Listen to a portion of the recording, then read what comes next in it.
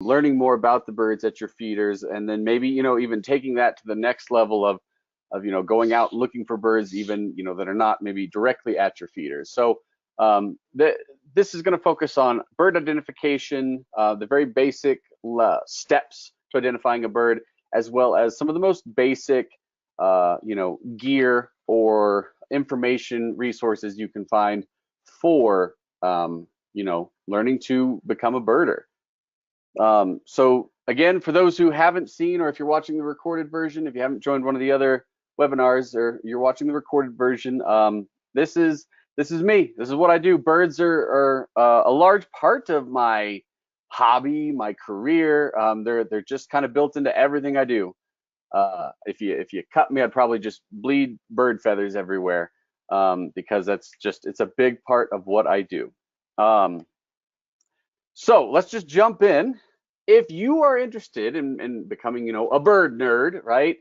A birder, a bird watcher, whatever you want to describe it as, a lot of people will tell you, well, you're going to need a lot of gear. You're going to need this, and you're going to need this. You're going to need binoculars and a scope and a camera and some field guides. And well, then you're going to want to keep track of your life list, and you're going to want to have checklists for every state. And then you're going to need to learn bird songs. And so you're going to need all these apps and these CDs. Do we make CDs anymore? You're going to need all this computer software. Hit the brakes.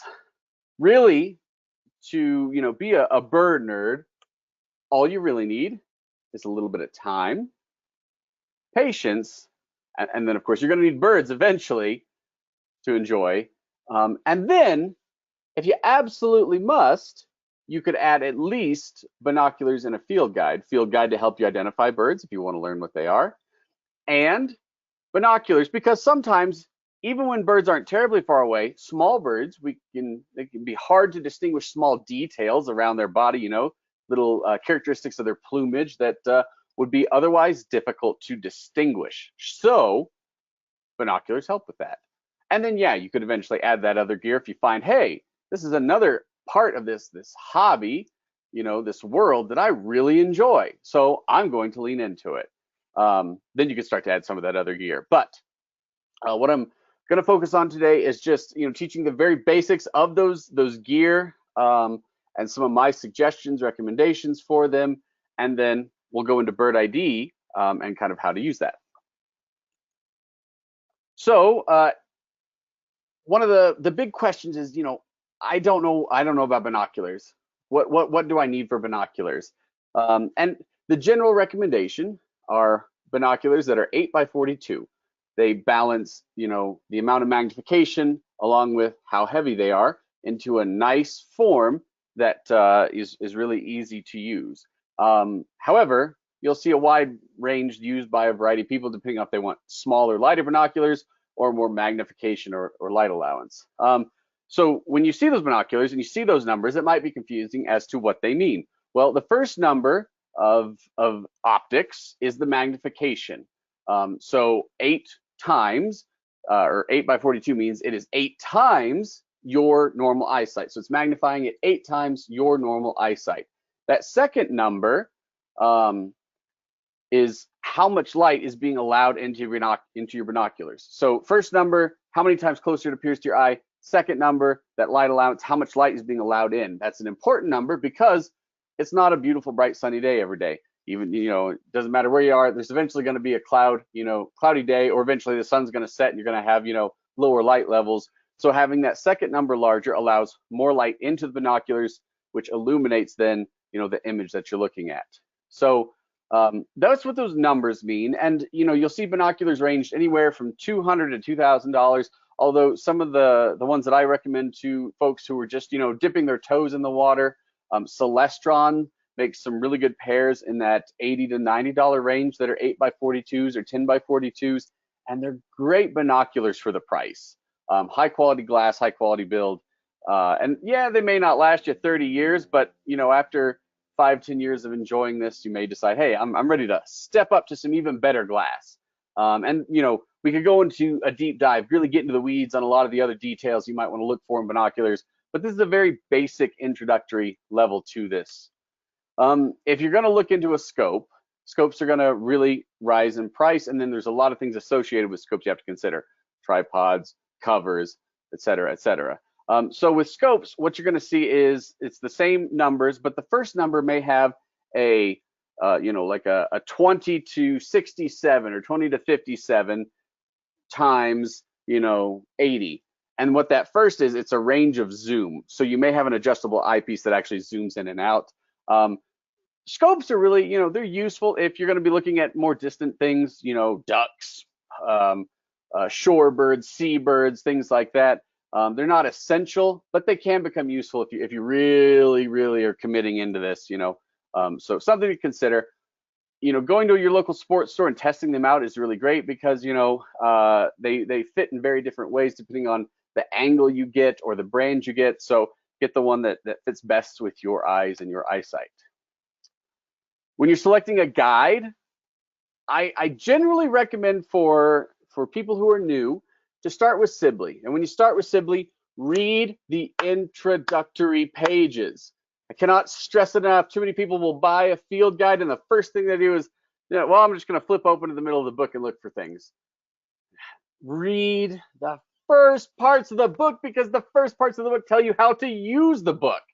So then you might stumble through it not knowing, well, why is it arranged in this way? Why don't they put all the same colored birds in this area where, these guides are taxonomically ordered. And if that doesn't mean anything to you, well, that means you need to read the introductory part of your field guide.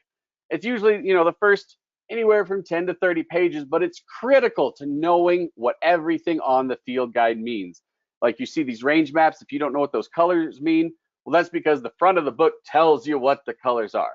So generally, I like to recommend Sibley as the starting point for those who are new to this. As you progress, or if you're just a person who doesn't like, the hand-drawn or the art, these images like this. If you want photographs, then Crossley may be a better option for you, as Crossley puts birds in real-life situations, in these scenes. So Crossley has a scene here and inserts, birds in a way that you might actually see them in the wild. So, if you're an image person or a photography person over, a drawing, then Crossley might be the way for you to go. However, if you don't want to purchase, now I still recommend having a good hard copy field guide because number one, they can also teach you a lot of this stuff that I'm going through. They're gonna, go into a little bit more depth, and if you're, you like to learn by reading, then it's definitely helpful. But if you don't want to do that, then you can find apps. And guess what? There are tons and tons of free apps. So just here on this screen, what you're going to see from my left to right underneath the apps there, that is Merlin. Merlin is a great bird identification app.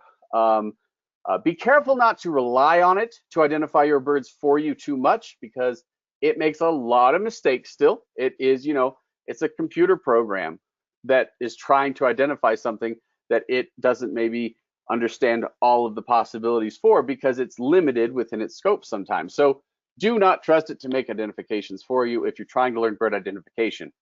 Learn the steps of bird identification and then use Merlin to support that, okay? So Merlin's a great resource or a great app. It's free. National Audubon Society has an app. It is also free. It's a great field guide app to have as well. No reason you can't have both, right? Have both. They're very great, very useful. Hawkwatch International has one just for raptors. So if you want to learn your diurnal raptor identification, just hawks, eagles, things like that, then Hawkwatch International has a Hawk ID app. And then there's a great one for learning about the birds in your area, finding out what birds have been seen nearby, in eBird, where you can also then submit your sightings of birds that you're trying to identify. Other great places to learn bird identification is social media. So there's a big public group called What's This Bird? It's a great place to submit questions. You see a bird, you take a photo, you're struggling with identification, you want to check your ID against some experts, post it there, and usually there's a variety of people on there who are fairly comfortable with their bird identification that'll jump in and help you out. Specifically, there are groups just for certain types of birds. So duck, duck, goose, which is just a great name. Always a good fan of a bird joke here. It's a great one for waterfowl. Waterfowl can be tricky, especially because waterfowl hybridize quite frequently. There's one just for raptors that's done by Hawkwatch, the same organization that created that Hawk ID app or that Raptor ID app. So Raptor ID is a great one for just raptors. There's a sparrows group, there's a flycatcher group, just it's about anything you could think of. And then there usually are state groups as well, so in Canada there are probably more local social media groups as well. It really just depends on where you're at. You might even find one just for your very local city or maybe a park. So really explore whatever social media you use, find those groups that can help with identification, and also provides a way to connect on this, so that if you want to keep growing your interest level, maybe you can connect with others. Websites with great resources and information all about birds. I've mentioned this several times in other webinars, so if you go back and watch those, you'll hear me mention All About Birds. It's a great one to get started into birding, bird watching, whatever you want to call it. And then there are also classes offered through Cornell Lab of Ornithology that are great for continuing that identification process. Birds of North America is a little bit more in depth. It's you have to pay for this one. It's not free like All About Birds, but it goes into a lot more depth about bird species. It's a lot of science-based stuff there. Audubon has a free online field guide as well. If you want to explore eBird's online field guide, it's great. Has a lot of great resources and a lot of great media submitted by users. It's great as well. And then obviously Flocking Around does a lot of this also. So you can learn more about local feeder birds or bird identifications at Flocking Around. So learning by sound, a great way to do this is there's you can buy CDs and stuff like that, but there are also apps and free websites out there. So there's Larkwire, which has some free stuff to it, but then there's also a premium subscription you can go, and it helps you to learn bird songs through a game format. And then Bird Academy has a lot of different short, easy ways to improve not just sound but sight, and just learning about bird identification in general. So it's a great one. Okay, so with all of those possible resources at your fingertips, so you've got apps, you've got social media, you've got websites. With all of that, what do you do now? Well, now what you need to do is memorize the characteristics of the over 10,000 species of birds in the world. Now, it's not just 10,000 species you got to learn. You got to memorize the differences between males, females, juveniles, immatures, seasonal plumage changes, definitive plumages, alternate plumages, genetic mutations, hybrids, and anomalies. Yep, got to memorize all that, and then you're into it. Then you're a birder, right? Oh, could you imagine how exhausting that would be? It would be a lot, right? It would be just way too much. So put a smile on, because we're going to break it down into a way to identify. So identify a bird that maybe you've never seen before by breaking it down step by step, the things you need to note in your brain, then when you go to your field guide to reference it. So when you see a bird that you don't know, the three basic questions you ask yourself: what can I see on the bird or about the bird and around the bird? Okay. What can I hear from the bird? And then what is my current situation? What's the date, right? What's the time? Where am I located in the world? What kind of habitat am I in? Those three things, which each have little sub pieces underneath them, right? Those are the main pieces that can help you solve a bird identification puzzle. Another way to look at it is with our identification web. So what's visible, what's audible, and what is contextual, meaning those things that are around us. What's the date? What's the time? What's the location? Because certain birds are found in certain areas and generally not in others. Certain birds come out at certain times of the day and not at others.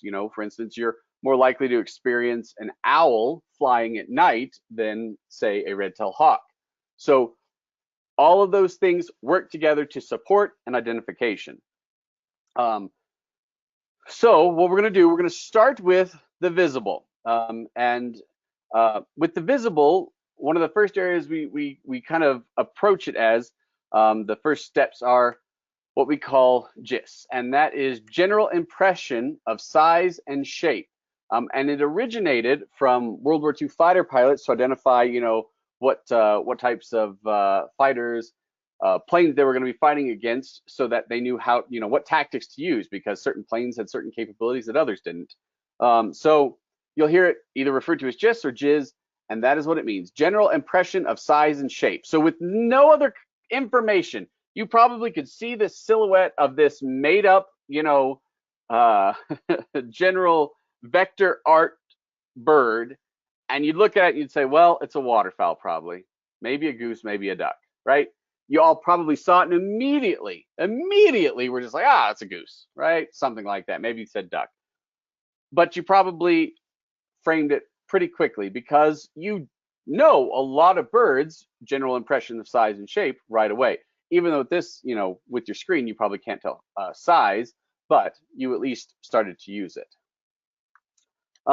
So that general impression of size and shape are the first two steps of what I like to kind of walk people up, which is the stairway to bird identification glory. And at the top of the stairway to bird identification glory, my friends, you can identify an accipiter by its silhouette. Woo! Let me tell you, that's a challenge. You identify an accipiter by its silhouette, you have learned how to walk the steps to bird identification glory. And there it is, sitting at the top. It's a sharp-shinned hawk, and it's coming to attack the birds at your feeders. Maybe not, but these steps are kind of, when you see a bird and when you're experiencing a bird, how to work through towards that identification. So, you see a bird.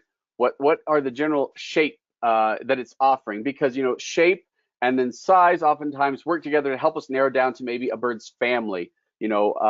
So hawks, talons, they're going to be larger generally than like songbirds, say. They don't have webbed feet like waterfowl. They're going to have, maybe bigger wings. Falcons have long, skinny, pointed wings, whereas hawks have big, rounded wings. So, size and shape are those first two steps. And then we go into things like field marks, and we're going to go into more of these, in detail. And then what do you hear with that bird? What sounds is it making that, you can lead you to identification, or you can use in support of your identification. And then we get into contextual, okay? So let's start with shape. Even if you can't identify these birds, you could look at the shape and you could note something unusual maybe about each of them. So maybe the top left bird there, that sharp-shinned hawk from earlier, it's got a kind of longish tail, or maybe its body's kind of offering a almost cross-like, appearance to it. Maybe small-headed, many things you could, when you see that silhouette, that's what you could take away. Bottom left bird, it even has some context because it's in habitat, right? So you see it's got long, skinny legs because it's standing in cattails and is, standing taller than some of those cattails. So it's got long, skinny legs, long, skinny neck, elongated body, long, pointy bill, right? You can take these things down, note them in your mind or on a piece of paper or whatever, as part of, learning this identification process. You can get pieces of the shape down. And so birds that have that kind of appearance, long pointy bill, long skinny neck, elongated body, and long skinny legs in a wetland type habitat, well, you could either, you could look into cranes, or you could look into herons and egrets. And they're all going to have a similar body shape, and that's going to help you narrow it down. Now, those are two different families. Cranes are not related to herons and egrets, but we're narrowing down our selection. So if you think of this as a computer program or a data set, or if maybe you do online shopping and you use the filter and you want to filter out certain things because you're looking for one particular thing to purchase, and so you click filter and you filter out, well, it doesn't fit any of these, right? You filter out by size or by price or by brand.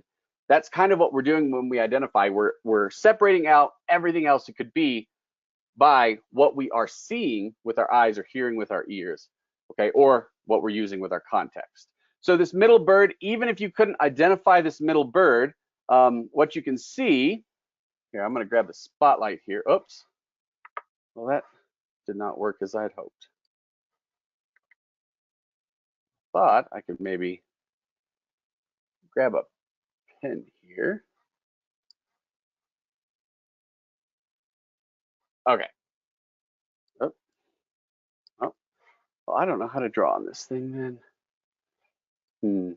Okay. Well, anyways, if you look at the middle bird, even though the size is way off because this bird is way too big compared to all the other birds, so these are not to scale because the scale would be way off. It has a long forked tail. That might be all you could take off of this bird. But you know what? Long forked tail doesn't occur on very many birds in North America, so you could narrow it down pretty quickly. Same for this bird right here, that kind of middle lower row one there, just a little bit to the right. You can see lower part of the mandible there, or the bottom part of the beak or the bill. It's longer than the top. Not that many birds are going to have that in North America. So even if you can't see the colors or anything on that, you could just narrow it down just based on that, because not that many birds have that feature. Okay. And then, we've already seen this waterfowl, it's got longer legs, so probably more of a goose than a duck, right? Big chunky body, long, goose-like neck, and obviously that waterfowl type bill. So, use the shape to help you narrow it down, because birds, generally are going to share features with other related birds. So you can narrow down maybe to a family or to a group of birds that share similar characteristics. So when looking at birds, that we oftentimes lump together, raptors. Well, shape here, this short-eared owl is going to have a more rounded head and thicker neck than, say, a rough-legged hawk, which is on the right, which is going to have that kind of skinny head, and then that leads into a bulkier body, versus that kind of just overall bulky and more rounded appearance of an owl. So even though these birds, we often refer to them as, well, they're both raptors, they're not closely related, and so even their shapes are not as similar as we might think.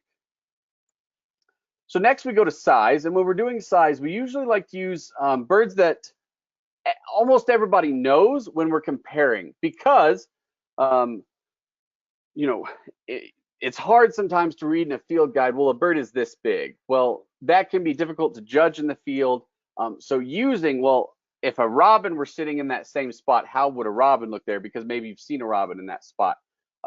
Or, just comparing it to things that you kind of know how big they already are. So, birds that you're familiar with and their size at varying distances from your face. So we use American crow, American robin, and house sparrow because they're fairly common birds across North America, and you can use them as, is it larger or smaller than a crow? Okay, if it's smaller than a crow, is it larger or smaller than a robin? All right, and keep going down, the house sparrow, so larger or smaller than a house sparrow? Not a whole lot, well, there's actually quite a bit smaller than a house sparrow, but not by much. It's either going to be house sparrow size or slightly smaller, until you get down into hummingbirds, which are really small. So think about that, and then where they compare. Now, there's a little cheat code that I like to use with folks is, if you use a Sibley field guide, it's sorted taxonomically. I mentioned that earlier. That means basically how birds are kind of related to one another. And so it just so happens to work out that you can kind of use that field guide, and that the first third of the field guide, those birds are going to be larger than a crow to about crow size. And then that middle third of the field guide is going to be about crow to robin sized birds. And then the last third of that field guide is going to be about sparrow sized birds.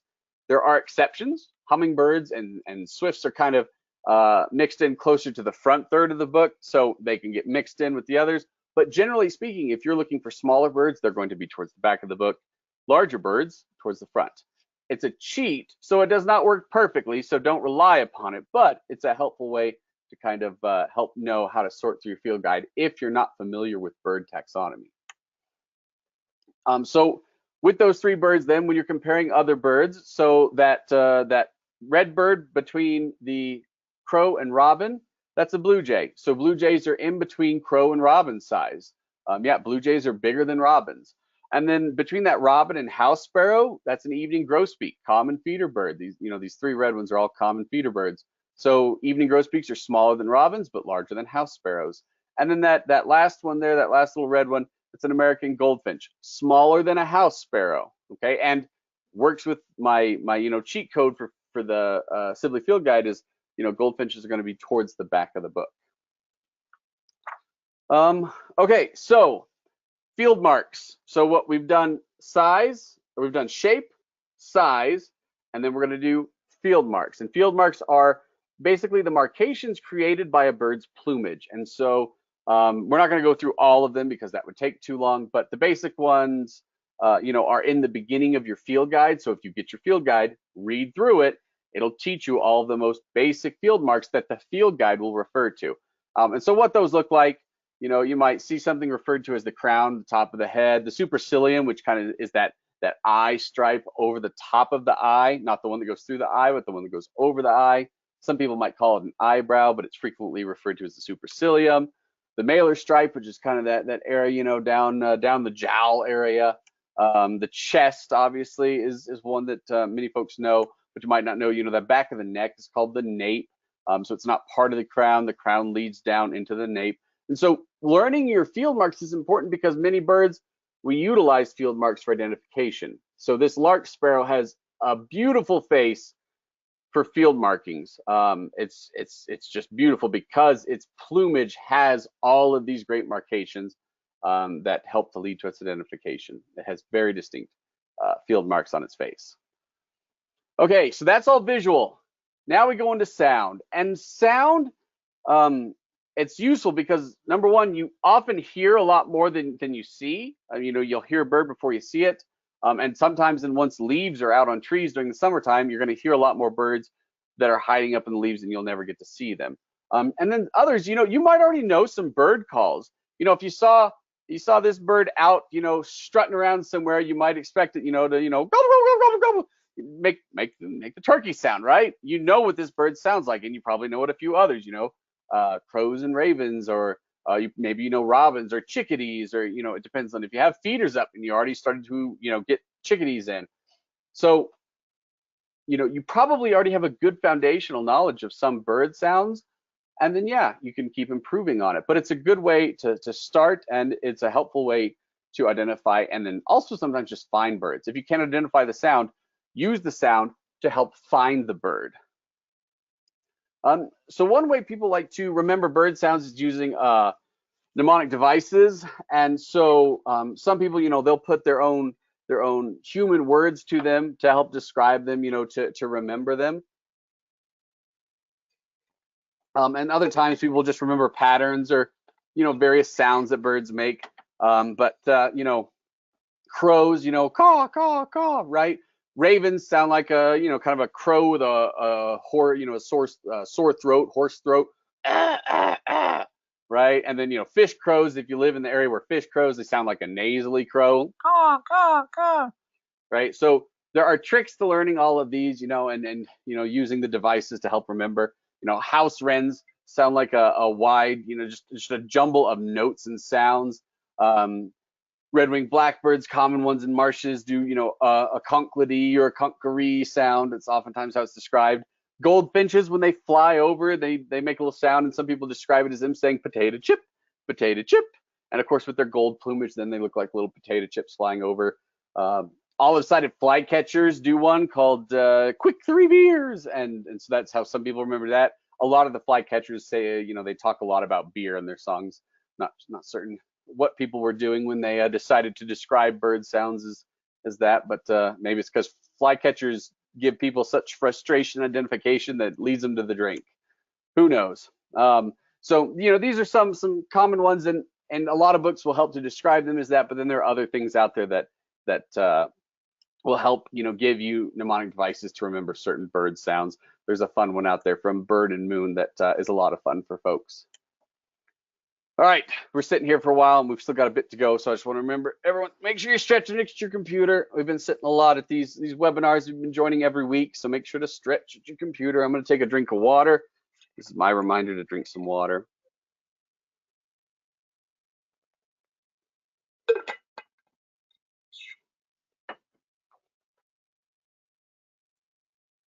Okay, so we've done visual, we've done audible, so let's go into contextual. Contextual. let's first start with location. So where do birds occur? Well, birds need some basic things. They need food, they need water, they need cover. And then birds are often experienced in, other general places, in the air or near other birds. That last one there, the near other birds, kind of critical to our bonus webinar, which is at the end of this one, talking about how to attract birds to your feeders. So where to look for birds? Where do birds occur? Well, you want to look in places of need and or comfort. The places that birds, there are things that birds need, so food and water, or comfort, basically places birds can hide from predators or, maintain their body temperature a little bit better. And when you're thinking about that, you also need to think then, okay, certain birds are going to be in certain areas and not other areas, right? So you wouldn't expect to see a diving duck in the middle of a saguaro desert, right? So not just places that, the saguaro desert has food and occasionally has water, so, it should attract birds, right? But yes, just not all birds. So also, use your field guides to reference, well, this is the type of habitat that bird might be in because it has the things that bird wants and or needs. So for those of us who have feeders in our backyard, we can expect to see some birds more than others. So in this case, chickadees and finches, like this grosbeak, this evening grosbeak, those are birds that would be more common in a backyard feeder, whereas you would not expect a bald eagle to come down and sit on your backyard feeder. If you do have a bald eagle that comes in and sits down at your backyard feeder, please send it to me because that is a heck of a feeder bird. Although I do know people who they will drag deer carcasses off of roads and pull it out into the field behind their house so they can sit and watch the eagles come in and devour the carcasses. Because the eagles love carrion. So that's a different kind of bird feeding though, for a different day. So, backyard common bird feeders, those are the ones you'd expect to see at your feeders because your feeders have things that those birds want and or need. Certain birds, they'll eat seeds, but they aren't feeder birds per se, but they'll feed on seed out in the middle of, agricultural rows. So, where you see these birds kind of is going to depend on what birds they are. Like sparrows, you might find in weedy edges or at the edge of trees, like this song sparrow, or this red crossbill, which you'd expect to see crossbills. They are adapted to eat the seeds of, that come out of pine cones. So they need, trees that have cones. So associate, those birds with the habitats they need. So if you're walking through a riparian habitat, what birds might occur there? Narrow it down. If you're in a riparian habitat, you would not expect to find very many desert birds that mostly live out in, barren desert there. Or maybe you're walking in a riparian area with a lot of trees. You wouldn't expect to find too many, alpine species that really like wide open, places, or tundra species, that like wide open. You rarely see like snowy owls sitting in trees too often. They prefer to sit out in open ground, So think about your habitat and what birds would use that versus what birds wouldn't. And that's where your field guide comes in handy because it has all that information. Many birds have distinct behaviors that can also be helpful in identifying them. So you might know this bird is a woodpecker, and you'd be right if you did. Woodpeckers peck. They climb up trees, down trees, and they peck. Well, there's some other birds that climb up and down trees, and they do it a little bit differently than woodpeckers. And so those behaviors, though, can help you to narrow it down to what it's doing. So for instance, in this image, the left bird is a red-breasted nuthatch, and the right bird is a brown creeper. Well, creepers go up trees and up trees only in a circling fashion. They'll kind of just work their way in a spiraling upward motion up the tree, whereas nuthatches will go up and down the tree, up and down the tree. They can go either direction. Creepers really only prefer to go up the trees. I have very rarely, if ever, seen creepers coming down trees head first. All right, they will walk down the tree kind of hopping downward, backing down, but they will not turn around and go head down the tree, whereas a nuthatch will absolutely go head down the tree. That's what this nuthatch here was doing before it decided to look up and see what I was doing. Warblers, well, warblers, you often see warblers, they're fly catching. They'll fly out and they'll grab little bugs, or they'll glean insects off of the bottoms of leaves. And so, warblers are birds that often you see very actively feeding, and it's a behavior that is very notable because they're very sporadic and active in their movements. Whereas a lot of birds are, maybe finches, are a little bit slower moving and deliberate. Warblers seem to be very sporadic. Um, so, other things you can look for, behavior, soaring. What kind of birds generally do you see out in the open soaring? Well, those are going to be your large raptors, your large diurnal raptors, buteos, eagles. Sometimes falcons will be out soaring. You see those birds out there doing that where you maybe don't see other types of birds out soaring. And so, even just soaring is a behavior that can help you narrow it down. And oftentimes your brain will do it before you actively think about it. You see a bird soaring, you're like, well, it's a raptor, before you even have a chance to think about, well, what behavior is it doing? Because you recognize it so quickly. But recognize all behaviors like that, and it helps you, get through your bird identification quite a bit quicker. So if we were to look at this image here, some of you could probably identify a lot of these birds, or at least get very close, just from there's some shape, because these are to scale. There's some size. There's some size because they're drawn to scale. There's some shape, and then we even have some contextual clues here, with some behaviors, with some habitat. And so, we might actually be able to identify a lot of these birds. The bird over on the tree, climbing up the tree with the big chisel-like bill, woodpecker, right? The big soaring bird up in the sky, some sort of raptor. Maybe we couldn't go to species, but we at least know it's probably a hawk. Let's see. There's a bird over in the wetlands, that might be that heron or egret again. Ooh, that big bird that's sitting perched with two big horns. We get some nice general impression of size and shape there. It's a pretty big bird, and it's got a unique shape. Great horned owl. Okay, so even just looking at this, even though you don't have field marks or colors or sounds or anything, you can start to separate and narrow a lot of these birds down once you know kind of the basic characteristics for families of birds or groupings of birds to look for. And we're not going to go through them all, since we got a little bit of time limit here, but it's just something that you can actually get pretty quick at doing this, looking at this and saying, okay, this has got to be this because it's doing this. Like the birds on the wire, well, they're flocking together. Some birds don't like to flock together. Some birds do. And so, learning, well, what birds generally, are hanging out in flocks or in big groups versus which ones aren't. So there's a lot here to take in from this, but what it shows you is you can learn a lot more about the birds than just what do they look like and what are their field marks, which is what so many people, they focus too much on the field marks and don't learn all of the other information around the birds that can help speed it up, or learn to look for all that other information around the birds. And even if you don't memorize it, know to look for it and then look in your field guide to help you identify it. All right, so when you see a bird, observe it. And observe it, that can mean, watch it and listen to it. And by observing it, you're looking for that general impression of size and shape, shape and size. That is going to help you narrow it down maybe to its family. Then you're going to look for field marks. Then you're going to watch its behavior. You're going to listen for vocalizations. If you have a bad memory, or maybe you just keep a field notebook, a nice field notebook, you're going to want to take notes and maybe sketch the bird out. And then, if you have a camera photographing a bird, well, that captures that moment, so you can come back and identify it later, maybe with some help. But the last thing you want to do is go to the field guide. And I mean that in the literal sense. Don't see the bird and then go to your field guide, because you know what happens when you see a bird and you open your field guide before you take all that information in? Bird's gone, because it's a bird and it flies, and they will fly away and leave you in the dust. So take all of that information in, record it somewhere, write it down, get it somewhere, stable, and then open your field guide. Do it last, because if you do it first and you look down and you didn't actually take in all the bird, well, it is gone before you ever get a second look at it. So see it and take it all in, especially when it's a bird you're observing for the first time and you don't know anything about it. Take all of the bird in and then go to your field guide.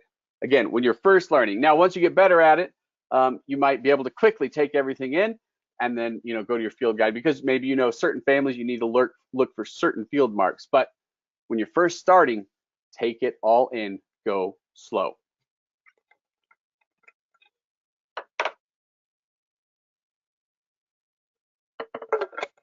Okay, so with your field guide, whether you use a Crossley or a Sibley or whatever, Just a quick breakdown and some suggestions for it. Read the intro. I'm re-emphasizing that. Read the introduction to your field guide. It is critical to your success of use of that field guide. Learn the taxonomic order of birds. I know it seems silly, but it will be useful because almost all field guides are sorted taxonomically. So learn what that means and then learn the order of those birds in that field guide, okay, by learning bird taxonomy. Note that in your field guides, birds have family plates, especially with Sibley. Crossley doesn't do this in some of his field guides, but in Sibley, every family account starts with a full display of all the birds that you might see in that family in one plumage or the other. And so then you can look and maybe do a quick reference. Well, all these are out, maybe it's these here, and then it'll tell you what pages to go to. So take advantage of those. One thing I like to do is with that full family plates, tab them. So, get the little sticky tabs, or even just, a sticky note, something like that, and write the family name on it and then sticky it into that so that you have a quick reference to get to those families, especially if you're still learning your bird taxonomy. It's a great way to quickly get to those in your field guide. So, make your field guide your own. Don't be afraid to write in it. Don't be afraid to organize it the way you want it. I had a field guide once to Mexico. I had it cut apart and I rebound it myself in a way that worked better for the needs I had it for, where I just had a little teeny field guide part and then I had all the reference material in a separate guide. So use the field guide the way you want to use it, but find things that help you use it more efficiently. All right, we're coming back to where we started of when you see a bird, what's visible, what's audible, what's contextual. Remember this, burn it into your brain, because this is how you're going to identify a bird, by eliminating all other possibilities based on what you can see, what you can hear, and what is the context. If you use Merlin Bird ID app, it does the exact same thing. So on Merlin Bird ID, if you open the app and then you say, identify a bird, it's going to ask you, where are you located? What's the date? What's the time? Then it's going to ask you, how big was the bird? You're going to choose a size, and it's going to ask you, what colors did you see on the bird? You're going to select those. And Merlin Bird ID is doing all of the same stuff I'm telling you to do. It's doing it within its programming when you could be doing it within your programming. So by eliminating birds based on what things you could see, hear, and where you're at, because you're not going to expect to see, let's see, you're not going to expect to see a marvelous spatule tail, which is a type of hummingbird in the northern parts of Peru. You're not going to expect to see that in the Rocky Mountains, right? So you're going to eliminate birds, and now that's obviously an extreme, but you can even then start to narrow it down to less extremes.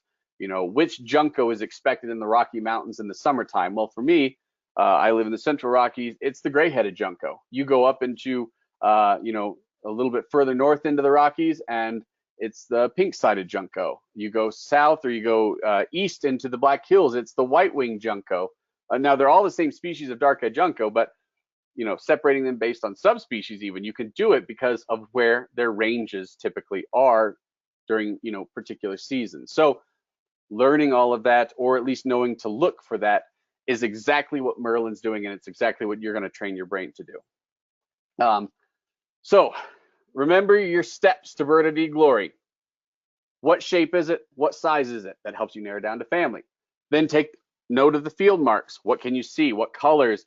Are there wing bars? Are there eye rings? These are things you learn what they are and where to look for them on birds at the beginning of your field guide. Read the field guide, the beginning of it. What sounds are it making? Calls, songs.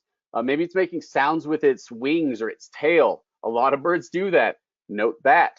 What habitat is it in? What's the date? What's the location? And then what behavior is it doing? Walk through those steps when you're first learning to identify birds, or you're seeing a bird that you don't know how to identify. Walk through the steps. Go nice and slow.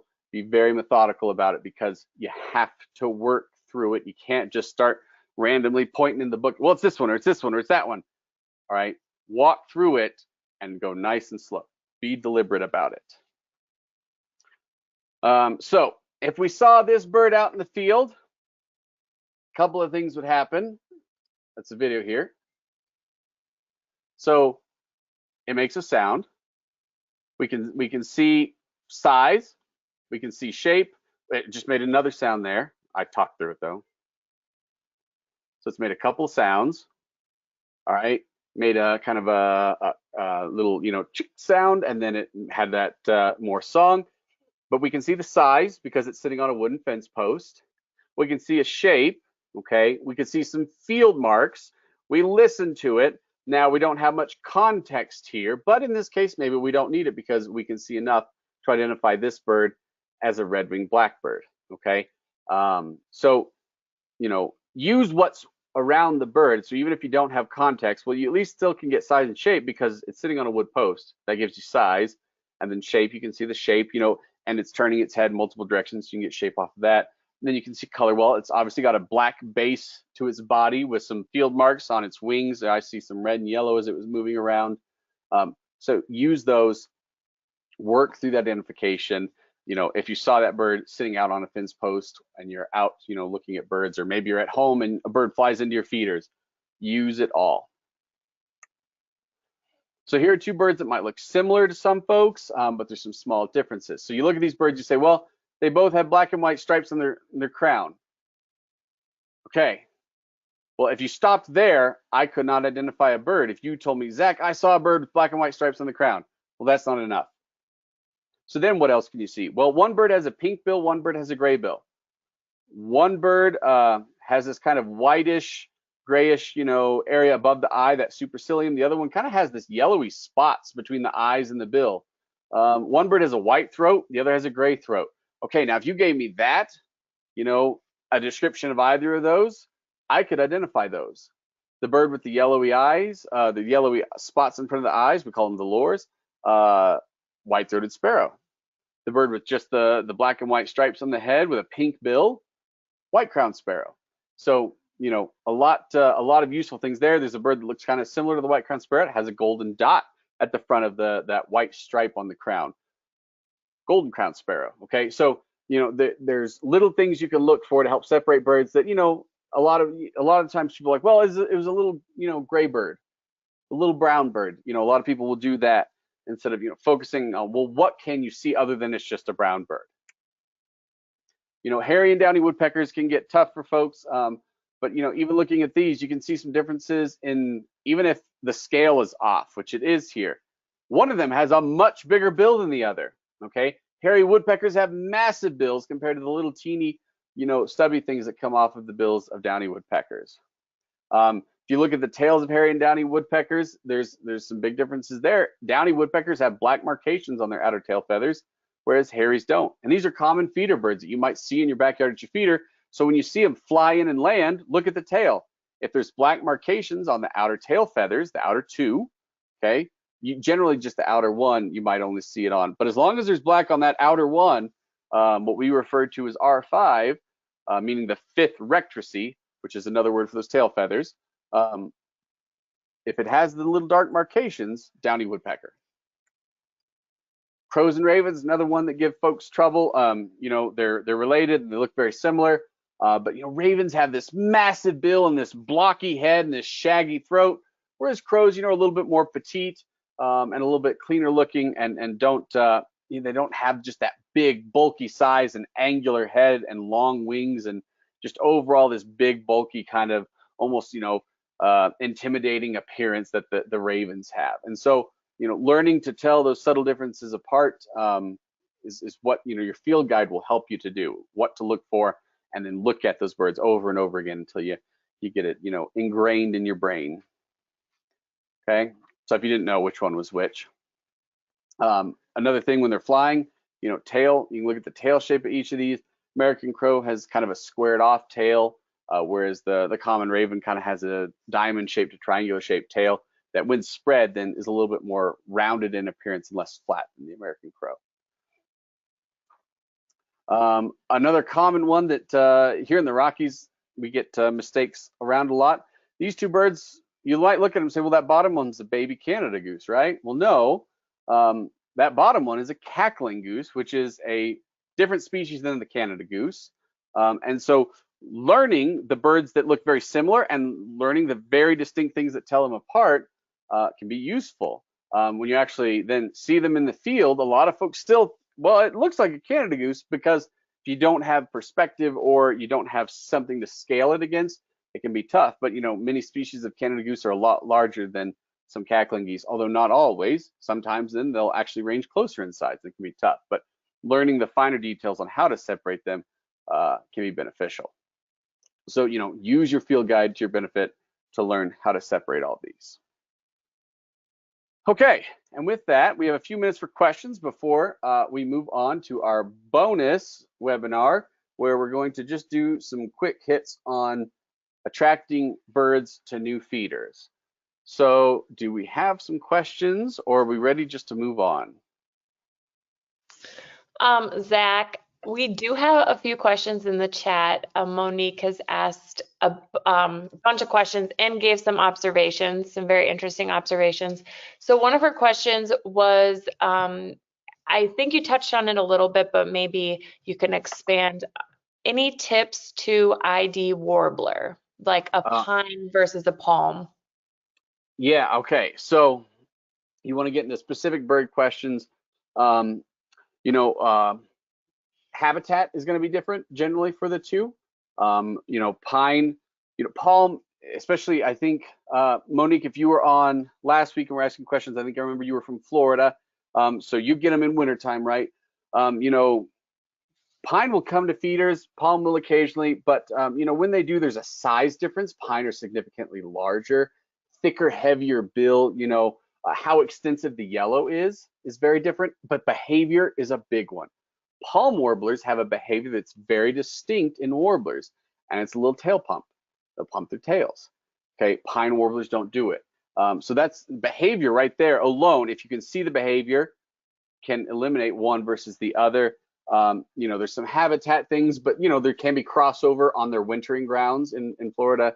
But the extensiveness of the yellow, the size and behavior are very big things, and then the shape too, because like I said, that pine warbler, big heavy bill versus that more petite warbler, more petite bill of the palm warbler. So if we're getting very specific there, those are some real big things you can look for.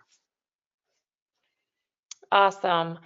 Let's see. She observed a solo whistling duck land to stop under a feeder a few minutes and then flew off this evening, which she thought was an odd behavior pattern. Yeah, right. Because whistling ducks are normally in large groups, so that is unusual. Hard to say what was happening there. It could have been a wide variety of reasons why it was solo. Maybe maybe it's been ill, or maybe it's injured, so it doesn't keep up with the flock as well, or maybe it just happens to know about your feeders, and it hasn't shared it with the rest of the flock, and so it sneaks away occasionally to get a little bit extra food that's quick and easy to grab. Some birds are very vocal about when they find food within their family groups or within their flocks, and other birds can be less so. So, hard to say why that happened, but yeah, they will come into feeders. I have seen them at feeders, not frequently though. So that's a cool sighting. And then last question, fish crow versus American crow. Okay, so that one is a call. There are some very subtle physical differences, but it's going to be one of those things where it's going to require a very lot of close study. But it's just a call. The crow is a caw, caw, caw, and then the fish crow is a caw, caw, caw, right? It's really just the call is the easiest way to separate them. Most people will tell you don't try anything outside of that. Habitat sometimes can be helpful, and then obviously range can be helpful, because some areas we can find fish crows that American crows are less frequent at. But the call, if you live in a spot where both are, the call is the way to go. Awesome, thank you. Absolutely. Is that all the questions for that one? I think so, yep. If you have any more, feel free to drop them in the chat. Okay, so let me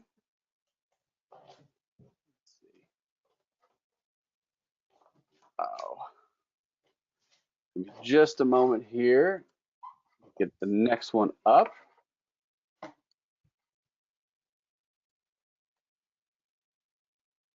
Okay, so attracting birds to new feeders. This can be one of those things where someone will call me and say, Zach, I just put up new feeders and I haven't had any birds for 2 weeks.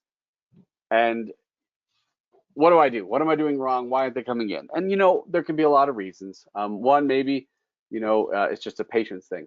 Sometimes it can take a longer time, but if you want to get past that, then, that's what these tips are going to come in. And sometimes, there's just maybe some things you need to fix. Maybe you're not using a food that, birds in your area are really interested in, because it depends on what birds are in your area. So we're going to go over some quick tips for how to attract birds to new feeders. And there's a big one that I like to share with folks, because it's a fun one. It's not just your typical, well, try a different food or move the feeder. It's a really fun one that I really like to encourage people. Try to get this to happen, and you'll see a big change in your feeders. So let's jump in. So yeah, food types. Well, I'm not getting birds at my feeders. Well, are you only offering one type of food? What kind of food is it?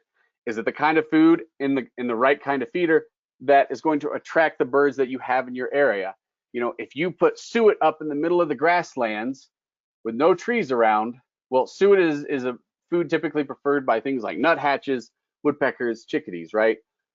Well, it's not going to maybe do as well out there. Out in the middle of the grasslands, you might want to be throwing out, corn and millet, some grass seeds, because corn and millet, I don't know about millet, but I'm pretty certain millet and corn they're both grasses. And so those seeds, you want them out there where then, birds that are used to finding grass seed can consume it. So think about where you're at, the habitat you're in, and the type of birds that would be in your area, which is, again, going back to learning your local birds, which was last week's webinar.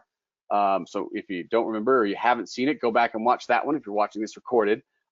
So learning the birds that are local to you, and then using the correct foods to attract them. And then, are your feeders usable? Are you making sure your feeders are in, good repair, or are in, that you're using them in the right manner? Because, maybe you accidentally put your suet feeder, in a very, awkward way that birds can't grab onto it or something, So consider that, and then match them to your birds. So location is a big one. I've got one feeder that's way out in the open in my yard. The birds don't use it as much. I put it out there for a very specific reason, but it just doesn't see as much use, and I'm okay with that. I put it out there knowing it would not see as much use. So consider that, because birds like to be close to cover. So make sure your feeders are close to areas where birds feel like they have a quick escape route if a predator comes through.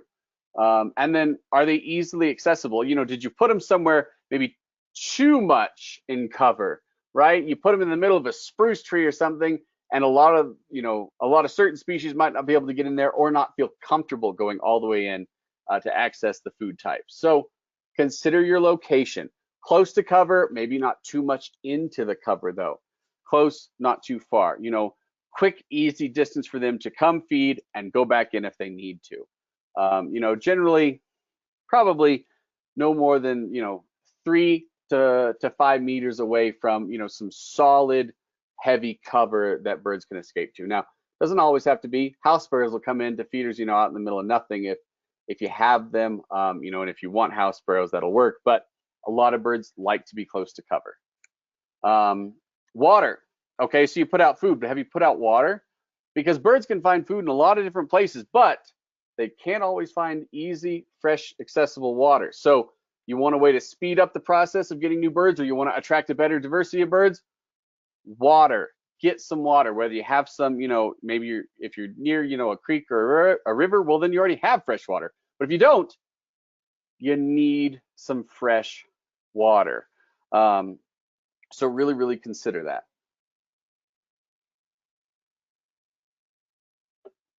I also need fresh water. If you are putting out water, make sure you give birds an escape hatch, basically. Some bird baths can be a little too deep, so you'll notice in the image here on this slide, you're going to see there's a stone there next to that bird. Now, this bird is large enough that this shallow dish of water isn't a big deal, but putting the stones out gives birds a chance to escape if they get, a little bit too sunk down in the water. It's mostly for smaller birds like siskins and chickadees, but if you have a water dish and it's deeper, give them a way out of the water dish so you don't have birds drowning. Okay, so what else? Well, habitat, which kind of goes back and it kind of works in association with location. But habitat can lure birds in to an area with feeders. So if you have good habitat, well, then the birds will come in for the habitat and then they'll stick around for the feeders. So, think about, if you have a yard with no trees, well, maybe you need to consider planting some trees in that yard, or some bushes, or some flowering plants if you want to get hummingbirds, things like that. You put flowering plants out for hummingbirds, they'll feed on those, and then they'll still take advantage of your feeders. One will not exclude the other. And if you've watched all of our webinars at this point, you're going to say, well, this is starting to sound repetitive. Well, yeah, because this is all advice that we need to, make sure we're all taking advantage of if we want to maximize, the birds in our backyards. So habitat, and it goes in with that location. You got to have the habitat then to give the birds the cover if they're birds that want cover, nearby. Otherwise, they won't visit your feeders. So consider habitat. But the big one that I wanted to focus on today, that we're going to spend just a few minutes talking about, it's a silly thing, but when you do this, when you get this to happen, it can be the biggest game changer for attracting more birds to your feeders, to your yard, and it can be a drastic change after this happens. This one thing. And it is something so simple, so silly, that you might not even realize it. But chickadees. Chickadees are the coolest birds in your backyard. And that's not just from my perspective, but from other birds. And why that is because chickadees are vocal. And not just, simple type of vocal. Chickadees can produce, over 47 different unique sounds that have unique meanings. So they can communicate on a very broad scale. They'll use patterns, they'll use pitches, and they will communicate messages within their flocks. And why that's important is other birds have picked up on the chickadee language and will use chickadees because all of this, vocal behavior and chattering back and forth and what it means. Hey, this many sounds of this type means there's a predator flying through, or this means there's a predator on the ground, or maybe this sound over here means, hey, I found a nesting cavity, or this sound over here means I found food. And they do that sound. They make a feeding call. And when a chickadee finds your feeders for the first time and it's got a food they want in it, and you hear them make their feeding call, and then all of a sudden there are 7 or 8 chickadees coming in because their family group was all feeding in the area, that is the moment then that things can really start to turn, because other birds hear the chickadees calling to each other with the feeding calls, know that feeding call and what it means, and it can lure other birds in, because chickadees are, I have these out of order. I was supposed to be, chickadees are the alarms of the woods. So other birds hang around chickadees because they alert other birds to not only predators, but to food, to water, to many different changes in the woods. So birds love chickadees. So they're social, not just within their own flocks, but chickadees are social, and that other birds will flock loosely with chickadees, sticking around them for safety, for comfort, and for finding sources of food. So how do you get more birds to your feeders? Well, you have to get your regulars, and chickadees are great regulars, okay? Chickadees are the customers that you want coming back again and again and again, because if the chickadees stop coming in, then the other birds might also stop coming in. So you need to feed foods that attract the chickadees, which means if you don't know which foods to attract chickadees, luckily they're fairly easy, but go back and watch our previous webinars because we talk about all the different foods and feeder types that chickadees really prefer. Attract the chickadees and you will get the other birds. Nuthatches love being around chickadees. Warblers love being around chickadees. Tits love being around chickadees. So like tufted titmouse, oak titmouse, they love chickadees. Other chickadees, love being around chickadees. So attract the chickadees, and you will start to attract a lot of other birds because they all use the chickadees and they listen for when the chickadees notify, hey, the food is out. And chickadees are really good about it. When I go out to fill my feeders, the minute I walk out to the feeders, the chickadees start calling a very distinct call, and they will come in and they will land on the feeder while I'm filling it. They wait, they watch, and as soon as they see me doing it, they alert each other, and then all of a sudden I'm surrounded by chickadees. Sometimes it's a little intimidating. They can be a little pushy about it. Like, hey, give me a second. I'm filling, okay? But they notify each other, and that sound then also alerts other birds. Hey, the chickadees, they're doing the food calls. There must be food out, especially if the feeders maybe have been empty for a day or two longer than I intended or something, the chickadees alert everybody to it. So getting the chickadees can be one of the biggest things. Another great part about chickadees, they're widespread. It's not the same species across North America. There are different species of chickadees depending on where you live. Northern part of the U.S. and southern Canada. There, you're going to have black-capped chickadees. Southeast U.S. We're going to have Carolina chickadees. Out west you might get chestnut-backed, or up north boreal, whatever it is. But the chickadees, they're scattered across the populated areas of North America, so they're fairly easy to attract. In the Rocky Mountains, for me, I get black-cap and mountain chickadees, but black-cap's a lot more frequent to the feeders than the mountains are. So they're widespread. So almost no matter where you are, you have a pretty good shot of attracting some chickadees. So if you attract the chickadees, other birds will listen, other birds will follow, and then other birds will come in and feed with the chickadees. Now, you can just use the feeders that we recommend and the others, but chickadees also prefer to have good habitat. They like to have trees with cavities for nesting. They like to have caterpillars in the summertime to feed their chicks. A single chickadee family will consume upwards of 10,000 caterpillars in a single summer. So they might stop using feeders as frequently in the summer. So you got to have other habitat to keep them, right? You don't want them to wander away from your home during the summertime because they might still come into the feeders, and utilize them a little bit. So you got to provide, that habitat that hosts caterpillars to keep those chickadees coming back.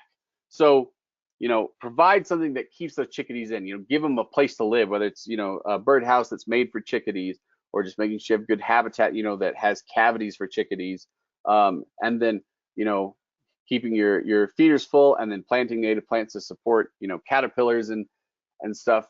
Keep those chickadees happy, and they will keep themselves coming in and other birds coming in. So if you want birds just coming into your feeders first, chickadees are one of the easier birds to attract. They're widespread, and then once you have the chickadees, the rest will follow, because once the chickadees are coming in, they're the cool ones. The chickadees have to do it first a lot of times before the other kids, start to want to try it too, right? So get the chickadees, lure them in, and then the other birds can start to follow. And it doesn't always have to be. Sometimes you get other birds first, but that can happen. Now, if you live in a setting where you have a lot of house sparrows are a fairly big competitor to chickadees, and they're very aggressive. And so if you have a lot of house sparrows, it can deter a lot of diversity at feeders, because they're an aggressive species to all other feeder birds overall. But then also the chickadees aren't around, and the chickadees are a great resource for other birds because of all the things that chickadees do, notifying about food, water, and predators.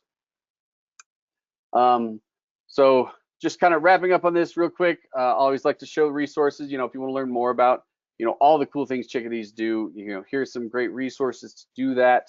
And then if you have questions, we'll do another round of questions. It's a little bit shorter than the 30 minutes.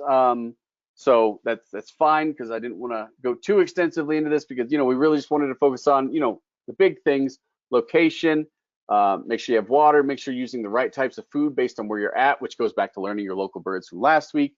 And then obviously the big one that I wanted to hit home is, if you can get chickadees in, other birds can and will follow soon after. Chickadees are they are the sentinels of the woods for many bird species. So if you want other feeder birds, make sure you create something that's appealing to a chickadee.